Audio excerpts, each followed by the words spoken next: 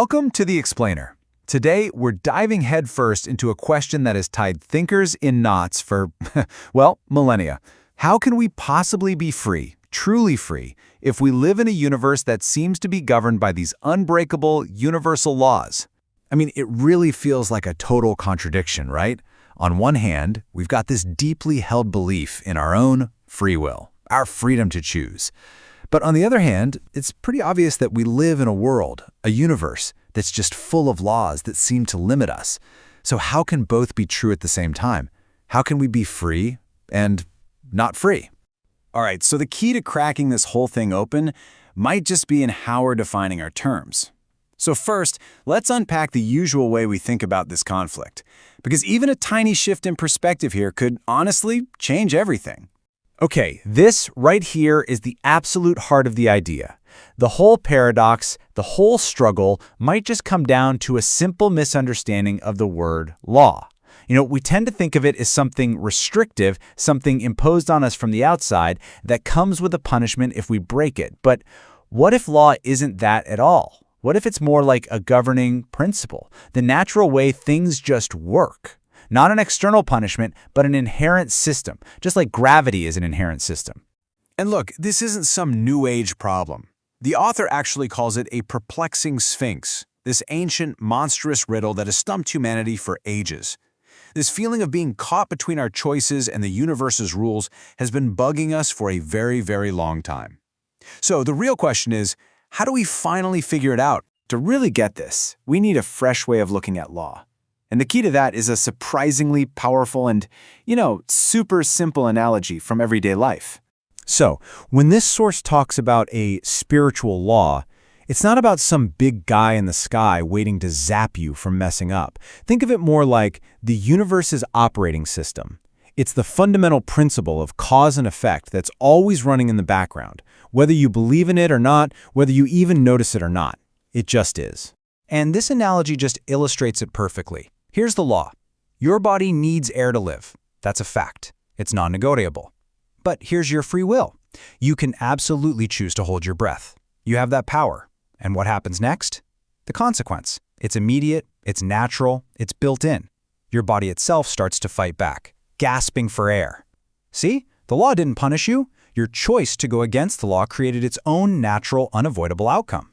We all know this from when we were kids, right? A toddler throws a tantrum and holds their breath. They learn a very quick and very memorable lesson. Their free will runs smack into a non-negotiable law, and the law always wins. The consequence is just part of the package. So that begs a huge question. If this is so incredibly obvious on a physical level, why do we have such a hard time seeing it when it comes to our spiritual or ethical lives?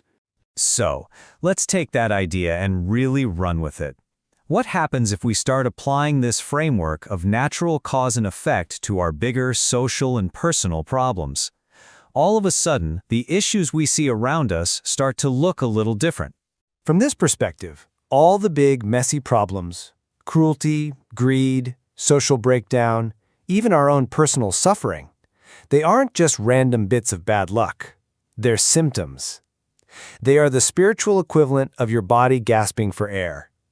They are clear, unmistakable signs that our collective spiritual health is suffering because we are in some way trying to defy a natural law of existence. And here's where we might be going wrong. We get completely stuck because we're focusing on the wrong part of the equation. We pour all our time and energy into studying the effects. We analyze crime statistics. We debate poverty. We dissect our own unhappiness. We're looking at the consequences, but we completely ignore the cause. It's like obsessing over the details of a blister on your hand while refusing to accept the underlying law that fire is hot. You'll never solve the problem that way. Okay, so this line of thinking naturally brings up some pretty big objections. I'm sure you're thinking of a few right now. So let's look at a couple of the most common excuses or pushbacks people have. First up is a really common one that leads to a lot of despair. Maybe this is just who we are. Maybe being selfish or cruel or greedy isn't a violation of a law. It's just a fundamental, unchangeable part of human nature. People are just awful, and that's the end of the story. And then there's the other side of the coin. A lot of people find incredible comfort in the idea of unconditional forgiveness, that no matter what mistakes we make, our weaknesses will just be forgiven, the slate wiped clean. It's a comforting thought for sure, but it can also take away the urgency to actually learn and change. But the text pushes back with this really simple, powerful rebuttal. Think about a loving, forgiving parent. They can forgive their child over and over again for, say, not learning how to manage their money, but that forgiveness alone doesn't magically give the child financial skills. Actual development has to happen. Learning is required. The consequence of not learning isn't a punishment, it's just staying unskilled. So if forgiveness isn't some magic eraser, and we actually have to learn the lessons, how in the world does that process of development actually work? This is where the source drops its most, shall we say, controversial idea. Okay, so here's that big idea. The source suggests that the spiritual development of ours, it might not be a one-shot deal. It might happen over the course of many lifetimes. The model looks something like this. In one life, maybe you make a misstep. You commit an act of profound selfishness. Then, maybe in a later life, you find yourself on the receiving end, becoming a victim of that same kind of selfishness. Now, the key is, this isn't a punishment. It's the curriculum. It's the experience you need to finally deeply understand the lesson and choose to grow. And this just completely reframes what we mean by forgiveness.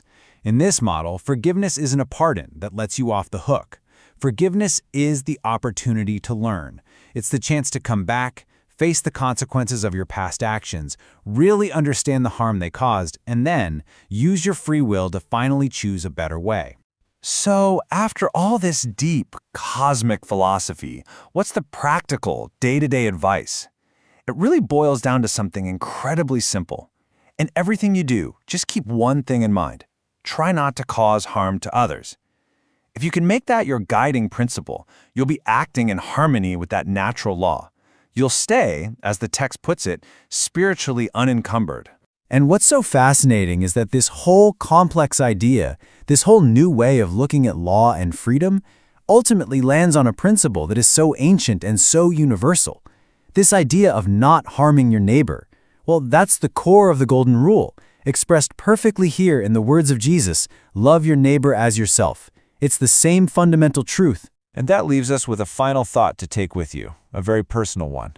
If we actually adopt this perspective, if we see the challenges and consequences in our lives not as punishments but as learning opportunities, as a curriculum custom designed for our own growth, what changes?